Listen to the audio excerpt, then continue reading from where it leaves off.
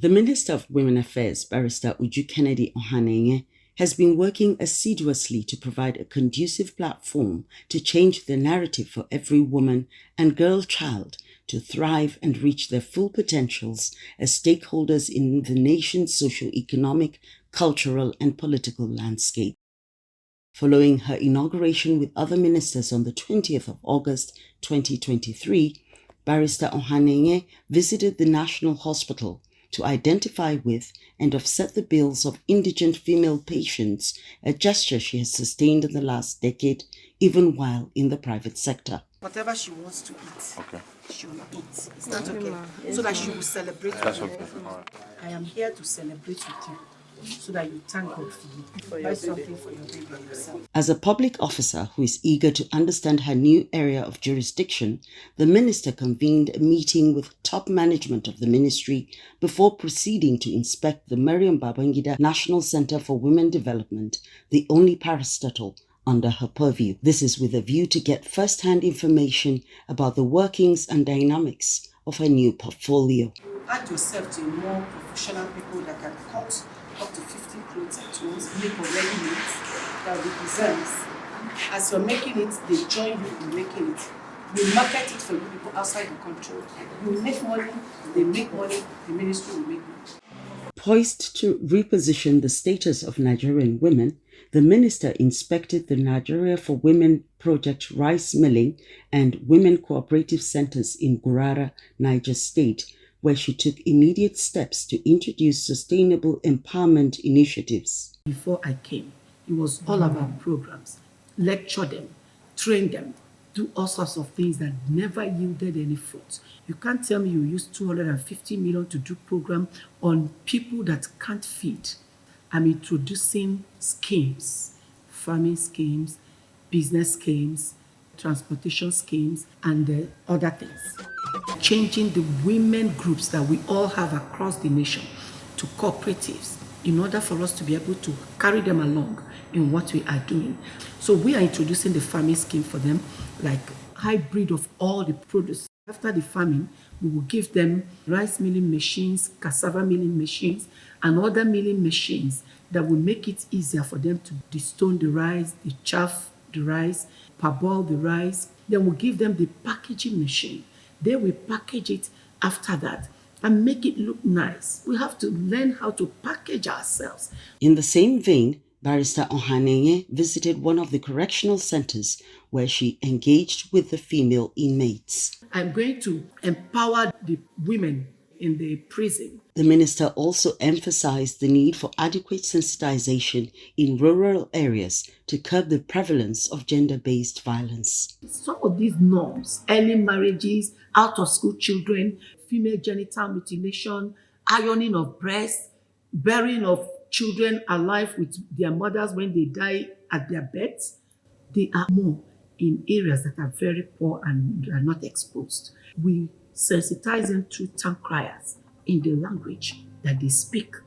On the heels of a sexual harassment scandal in the University of Calabar, Barrister Ohanenye engaged with the presidents of the National Association of Nigerian Students, NANS, and Colleges of Education to set up an integrity brigade. We have the integrity brigade, where we will have people that will be part of this brigade from each of the schools. These people will be picked by you people, but they will be attached to this ministry. She also took her advocacy to international development partners to ensure transparency and fairness in the disbursement of funds for the empowerment of Nigerian women. I looked into the issue of UN and donors, including World Bank, and the money is coming in so much and nothing is being achieved. Poverty kept on increasing, negative norms kept on increasing. I warned them severally before I challenged. They refused to listen to me. They kept on bringing bills for me to sign, bills in hundreds of millions for meetings and advocacies. I got angry. I went on press and I split the bills. I told them no more. I don't want it. And as we speak, fortunately, in AU meeting that we had with UN and all the other donors, we adopted that same thing I said. We adopted that from now onwards we start asking for accountability.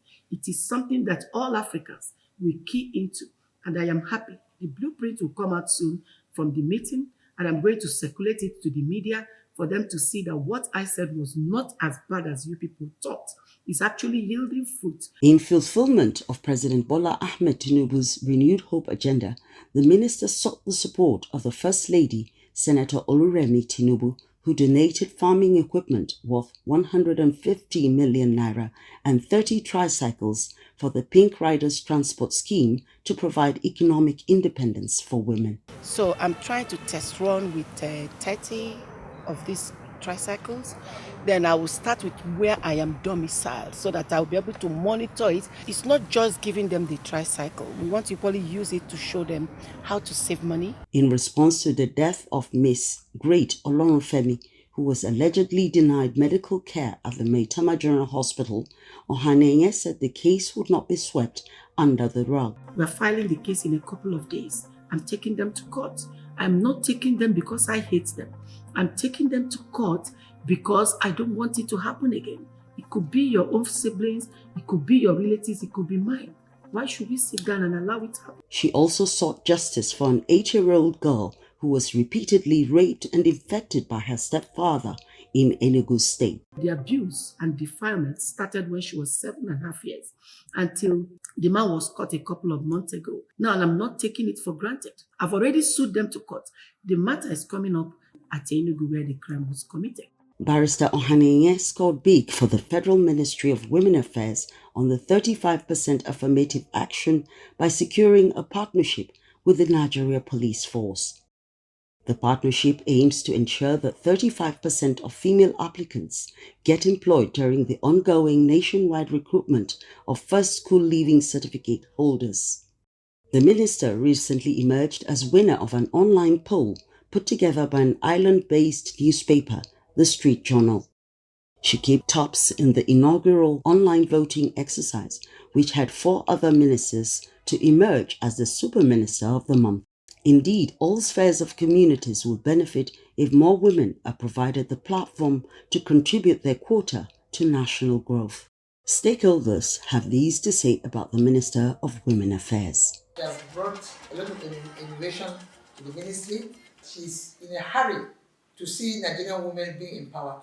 By that, I mean that some things that normally should take a very long time, our Honorable Minister will shorten the period, even if it means sponsoring from her pockets. She has understood the language that all it takes in the ministry is how to empower the Nigerian woman. If Barrister Uju is given all this financial support, I believe the women of Nigeria will be happy and they will be empowered within the shortest period of time.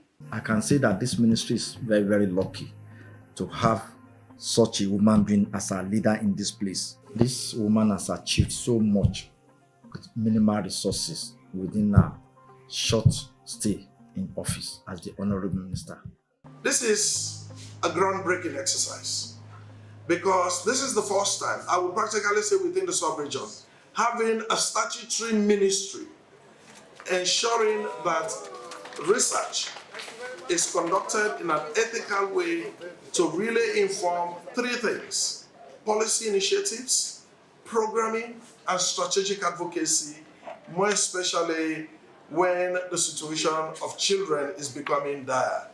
She came in with a vision to economically empower Nigerian women and indeed to turn things around. If I may use her word, she wants to change the narrative. As Barrister Uju Kennedy Ohanenye marks her first 100 days in office with these achievements, it is imperative to state that gender equality, 35% affirmative action, eradication of all forms of gender-based violence against women, and sustainable empowerment are issues not just for women alone, but for society as a whole.